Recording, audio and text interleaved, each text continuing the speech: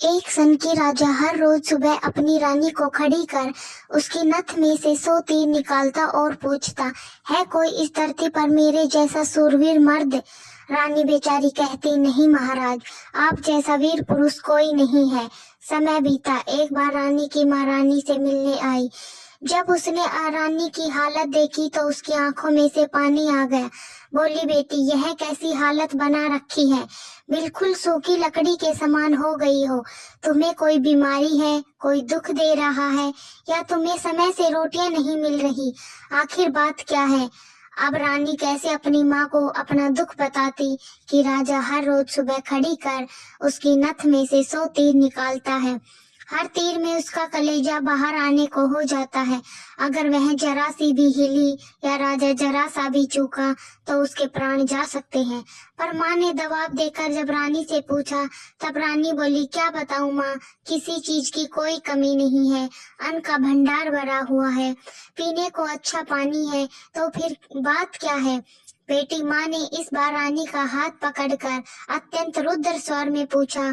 तब रानी टूट गई और अपनी वेदना प्रकट करते हुए कहा, माँ, तुम्हारे जमाई राजा मेरी नाक की नथ में से 100 तीर निकालते हैं, जिससे मेरा हृदय थर थर कांपता है। मेरी तरफ आता हुआ हर तीर मुझे अपनी जिंदगी का आखिरी तीर प्रतीत होता है। यही बात मुझे हर समय अंदर ही अंदर खाई जाती है कि आज तेरा आखिरी दिन है, कि आज तेरा आखिरी दिन है। बस मैं इसी कारण से मेरे हलक से खाना नीचे नहीं उतरता। रानी की माँ ने हैरान होते हुए कहा, यह तुम क्या कह रही हो बेटी? यह कब हुआ? रानी बोली, माँ, यह मत पूछो कब हुआ, यह पूछो कब नहीं हुआ। राजा हर रोज सुबह खड़ी करके सबसे पहले मेरी नथ में से 100 तीर निकालते हैं, उसके बाद ही अपना दिन शुरू करते हैं। कुछ बोलते भी हैं। हाँ माँ, कहते हैं कोई धरती पर मेरे जैसा सूरवीर मर्द। रानी की माँ कुछ सोते हुए बोली, बेटी, कल वह जब पूछे तो कह देना, दुनिया में मर्द बहुत, घर नहीं तो बाहर बहुत, घर से बाहर निकलो, शेर को सवा शेर बहुत। इतना कह रानी की माँ अपनी बेटी से विदाई ले अपने घर चली गई। अब रानी को इंतजार था तो अगली सुबह का। राजा ने सोई हुई रानी का हाथ पकड़कर उठाया और कहा, रानी, समय हो गया है। रानी ने सोचा, हे भगवान, बस आज और बच जाऊं, फिर तो जो माँ कह रही है वह बोल दूंगी। और उठकर बाग में जाकर आंख बंद कर अपनी नथ को पकड़कर खड़ी हो गई। राजा ने रोज की तरह एक के बाद एक तीर रानी की नथ में से 100 तीर निकाले। तीर निकाल कर राजा बोले, बोल रानी, है कोई मेरे जैसा सूरवीर मर्द? रानी हिम्मत जुटाकर बोली, राजा, दुनिया में सूरवीर मर्द बहुत है, घर नहीं तो बाहर बहुत, आप बाहर निकल कर देखो, शेर को सवा शेर बहुत। राजा हैरान हुए तो बोला, ठीक है रानी, अगर यही बात है तो कुछ खाने का सामान दो, मैं जा रहा हूँ बाहर सूरवीर मर्द देखने। मैं भी तो देखूं, है कोई इस दुनिया में मुझसे भी ज्यादा सूरवीर मर्द। थोड़ा बहुत खाने पीने का सामान ले राजा निकल पड़ा। चलते चलते एक कच्चे रास्ते पर हो लिया। थोड़ी दूर चला तो आगे देखा, एक आदमी रास्ते के किनारे लेटा ऊपर की तरफ एकटक देख रहा है। राजा को बड़ा कौतूहल हुआ, ऊपर की तरफ देखा, उसे सिवाय सूर्य की तेज किरणों के कुछ दिखाई नहीं दिया। राजा ने जिज्ञासावश और पूछा, क्यों भाई, क्या देख रहे हो? काणे आदमी ने कहा, इंद्र के अखाड़े में परियों का नाच हो रहा है, वह देख रहा हूँ। राजा ने फिर से ऊपर देखा और उसे कुछ दिखाई नहीं दिया तो उसका आश्चर्य बढ़ गया। काणे आदमी ने ऊपर की तरफ ध्यान लगाए हुए राजा से पूछा, तुम कौन हो भाई और कहाँ जा रहे हो? राजा ने कहा, मैं मालवा का राजा बलवान हूँ, मैं दुनिया में सूरवीर मर्द देखने जा रहा हूँ। काने को बड़ा कौतुक हुआ और बोला कि थोड़ी देर मेरी प्रतीक्षा करो भाई। नाचते नाचते एक परी की पाजेब टूट गई है और नीचे गिर गई है, बस मैं उसे लेकर फिर तुम्हारे साथ सूरवीर मर्द देखने चलूंगा। कुछ ही देर में आकाश से छम की आवाज, एक पाजेब नीचे आ गिरी। काने आदमी ने उसे उठाया और जेब में डाल लिया और बोला, अब चलो भाई मर्द देखने। मर्द कैसे होते हैं मैं भी तो देखूं। राजा के आश्चर्य की कोई सीमा नहीं थी। उसका अहंकार तो यही नष्ट हो चुका था, उसकी हवाइयां तो यही उड़ चुकी थी। सोचा, तू तो रानी की नथ से 100 तीर निकाल कर अपने आप को बहुत बड़ा सूरवीर मर्द समझता था, तेरे से ज्यादा तो यह काना एक आंख से अंधा होते हुए भी इंद्र के अखाड़े में क्या हो रहा है देख लेता है। अब राजा और काना आदमी दोनों एक साथ चल पड़े मर्द देखने। राजा और काना आदमी अभी कुछ देर ही चले थे। आगे एक नौजवान आदमी धनुष बाण लिए किसी की प्रतीक्षा में बैठा था। राजा ने उससे भी पूछ लिया, क्यों भाई कैसे बैठे हो? व्यक्ति बोला, अपने दोस्त का इंतजार कर रहा हूँ। राजा बोला, कहाँ है तुम्हारा दोस्त? व्यक्ति बोला, मैंने 100 कोस पर तीर मारा है, उसे लेने गया है। राजा ने इतना सुना था कि उसके पैरों के नीचे से जमीन खिसक गई। उसे आदमी ने राजा और काने आदमी से पूछा, तुम लोग कहाँ जा रहे हो? काने आदमी ने कहा, मर्द देखने। उत्सुकता पूर्वक नौजवान ने कहा, क्यों भाई, हम भी चलेंगे तुम्हारे साथ मर्द देखने। बस थोड़ा इंतजार करो, मेरा दोस्त बस मेरा तीर लेकर आता ही होगा। बोला, 100 कोस से आज ही थोड़ी ना आ जाएगा, उसे तो कई दिन लगेंगे। नौजवान ने मुस्कुराकर कहा, नहीं मान्यवर, उसे 100 कोस से आने जाने के लिए 1 घंटा लगता है।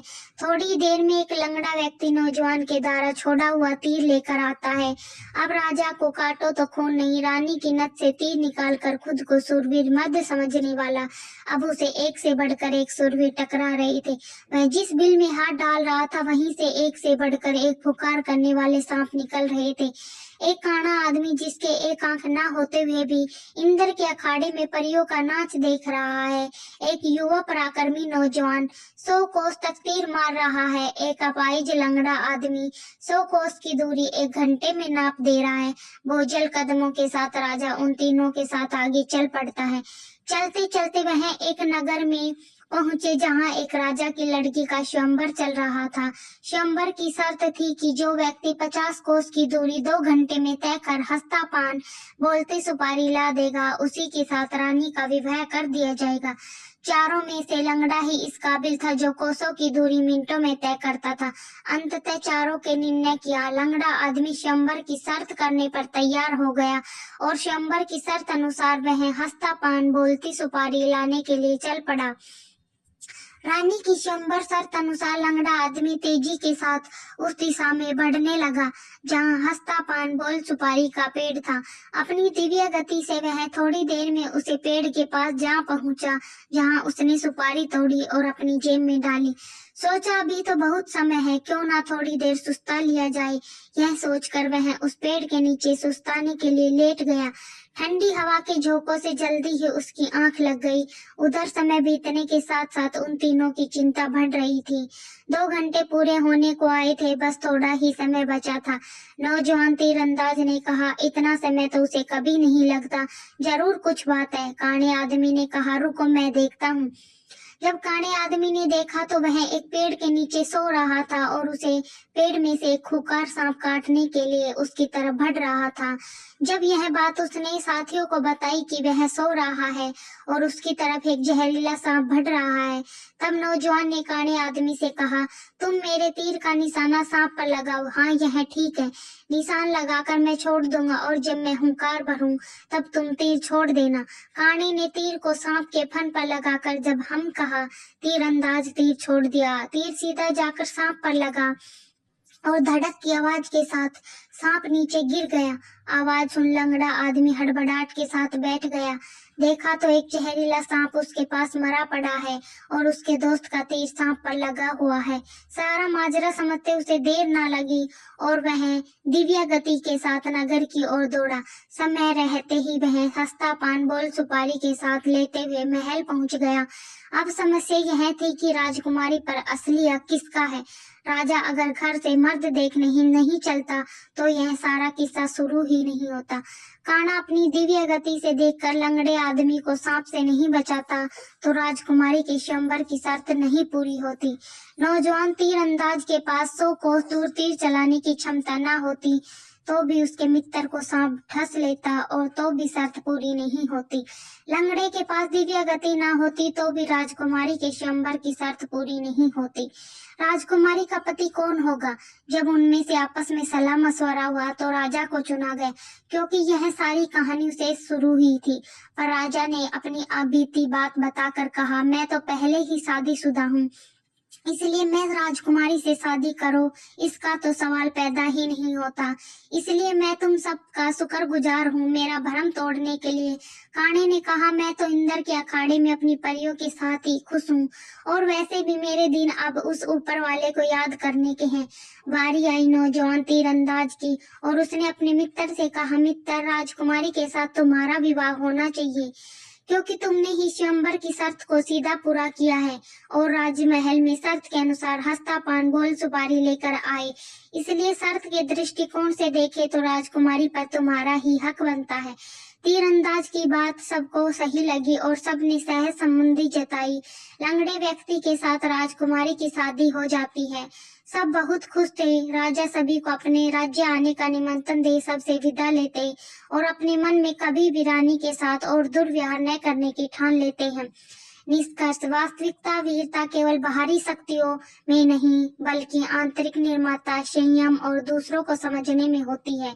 राजा ने स्वयं को सबसे बड़ा शूरवीर माना और अहंकार में वह अंधा हो गया। अपनी वीरता का प्रदर्शन करता था, परंतु वास्तव में वह अपने अंदर की हीन भावना और इस सुरक्षा को छुपा रहा था। अपनी अपनी यात्रा के दौरान राजा की मुलाकात ऐसे लोगों से होती है जिनकी क्षमता उनसे कहीं अधिक थी। धन्यवाद।